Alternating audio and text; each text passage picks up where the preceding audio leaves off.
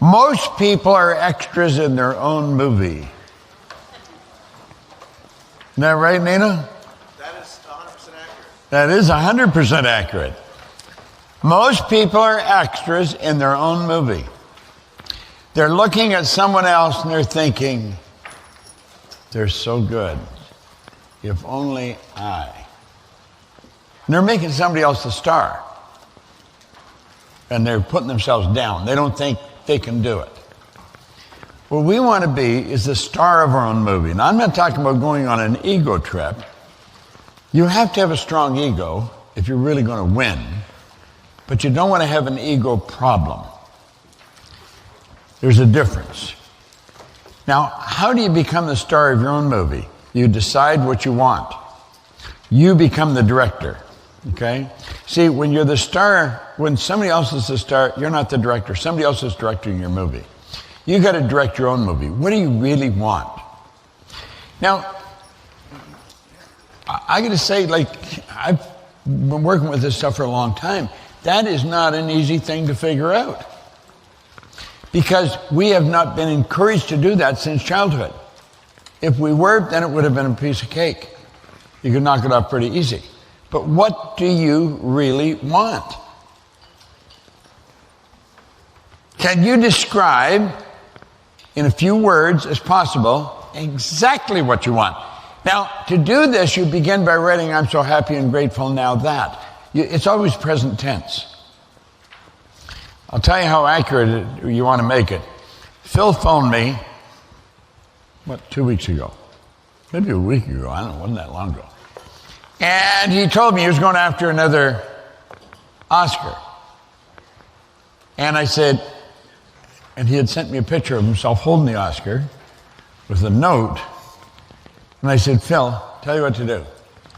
Get somebody to take a photograph of yourself with the Oscar in one hand, and then get a photograph of yourself with the Oscar in the other hand, and then go to get somebody in Photoshop, and all of a sudden you get an Oscar in both hands. You take the arm off one picture and put it on the other picture.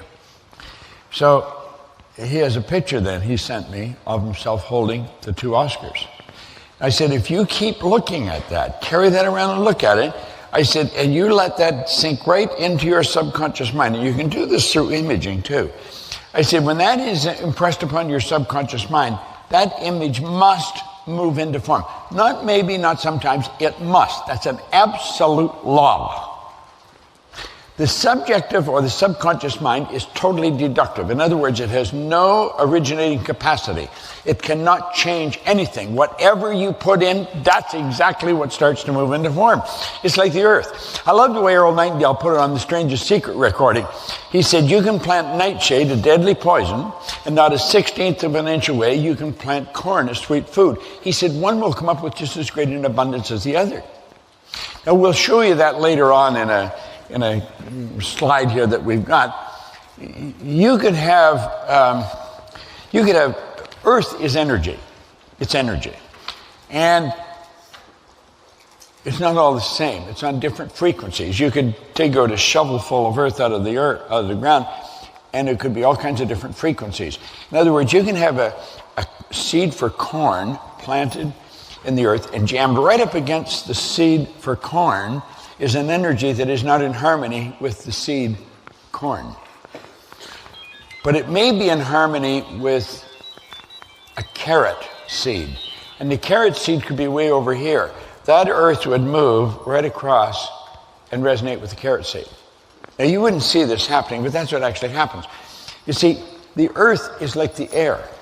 All kinds of different frequencies. And the only thing you can attract is the things that are in harmonious vibration with you.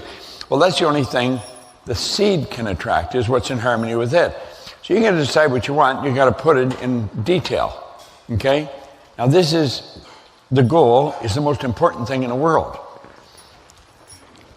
Phil Goldfine, in the last 20 years, is without question one of the best that I've ever seen at doing this. Sandy is every bit as good as Phil. She just is going after different things. But they will take direction and they'll just exact. And they don't question it. They've got enough understanding to know that whatever idea you're emotionally involved in, that'll move into form. Okay? Now, I've watched the two of them just perform what many people would look at as magic because they follow direction. I learned to do this, when I was 26, actually. The man that gave me this book, he said, if you'll do exactly what I tell you, until you find out I'm lying or I don't know what I'm talking about. So that's the directive I give to people. Now, I don't coach many people one-on-one. I don't have time for it, so I don't do it. But when I do, if they don't do exactly what I tell them, they're fired. I quit working with them. And that's not an arrogant attitude. I think that's wise. Because what's the point in me spending time with somebody that isn't going to do what I suggest? I'm wasting my time and theirs. Now, time is very valuable. We all get the same amount, so it's what we do with it that makes the difference.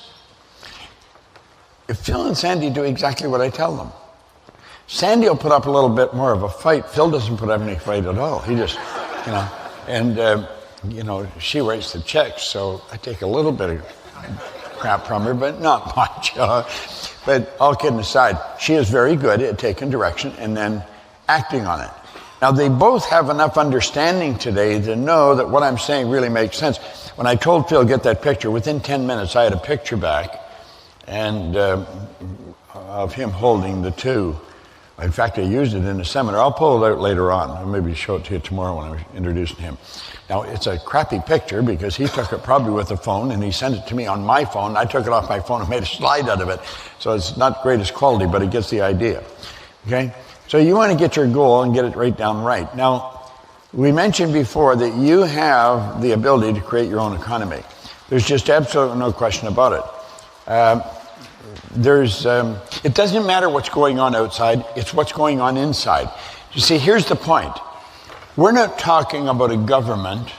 We're not talking about government individuals. We're not talking about Caesar's force. We're talking about a universal law. And these are not man-made laws, so they're not going to be changed by man. This is very important we get that straight. The laws are not man-made, so they're not going to be changed by man. There is an absolute law that energy will always move into form. It moves into form, through form, and back into form. That is a law. That's a perpetual transmutation of energy. It's one of the first laws of the universe.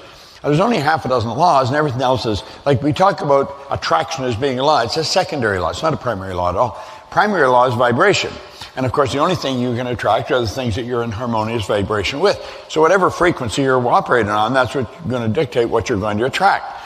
Well, you can create your own economy. Now, let's say economy is not necessarily dollars and cents. We'll take economy as our lifestyle. It's just, we'll use economy as a word for our lifestyle, how we want to live. We can create the lifestyle we want. I feel like I'm blessed. I mentioned that before.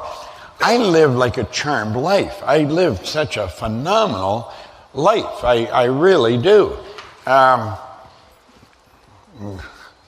don't know anybody who lives better than me. I just love the way I live. But I've created it. I live the way I like. I was sitting in, I've got a studio that's 50 feet from my house, and the earth is heated, so I don't care if it snows. It melts as it hits. And I can go to my studio. And the studio is it's what you call a floating cell. So they built the studio, and then they built the building inside the building, and the inside doesn't touch the outside, so it's soundproof. It's absolutely incredible. And I've got cameras come out of the ceiling. I can shoot 4 cameras simultaneously, and I can broadcast anywhere in the world from my backyard. Literally. There was a couple of guys in from a television station one time. I said, it's sort of like a television. No, Bob, it is a television station. So here I've got my own television station. I can broadcast all over the world from my backyard. I can do what I want. And Scott, I'm going to get Scott up here and tell you how he got here. He's a young guy from Manchester in England. The kid's a genius. He can, with his phone back there, he can control the cameras in the studio in my backyard. He's got this all set up. It's just like magic the way this thing operates. It's really cool. Well, now, if I can do that, you can do that. See, that was something that I started to understand at one time. Whenever I was reading about anybody, whatever they were saying, if they could do it, then I can do it. We're all the same. The only difference is the frequency that we're operating on. It's not how much money you've got. It's not who you know. It's the frequency you're operating on. You've got to get that straight. Some people say, yeah, but look at all the people you know. It doesn't matter if you know anybody. You don't have to know anybody. It just happens. When you get on the right frequency, you start attracting it. And you cannot stop it coming to you until you change the frequency. It's like turning on a radio station. Whatever's on that frequency is what's going to be broadcast through your radio. Well, whatever's on the frequency you're on is what's going to be broadcast through your life, like the actions and the results. It's all an expression of that. It's all about the mind, and it's about your marvelous mind. And we got to get this straight. Most people do not understand this. I have people say, well, I understand it. Listen, if you really understand it, check your results. That'll tell you. By their fruit you'll know them. It's the best advice. Check your results. See, you can know something intellectually but not know it. You can know it intellectually. You stay here and you read this and you'll say, well, you could repeat it. But the results aren't there. Why? You don't get it yet. You've got to get it on a subjective level. It's got to become part of your paradigm. When it's a part of your paradigm, it'll manifest in your physical world. And if it's not part of your paradigm, it's going to just stick in your consciousness. Now, what you've got to realize is that you started out as a little kid prior to school, learning, develop the intellect. You went to school, and it's all about the intellect. That's the whole deal. Develop the intellect. It's not about the intellect. Some real dumb people, intellectually, build big organizations. You can build an organization all over the world, and you not be very bright intellectually. There's people that can neither read nor write. They're functionally illiterate, and yet they build multi-million-dollar organizations. How come? That's what's operating in their subjective mind. It's a subjective mind that's manifesting in your life. If you don't like what's in your life, get your ego, get your intellect the hell out of the road. If you don't change your subjective mind, you're not going to change anything.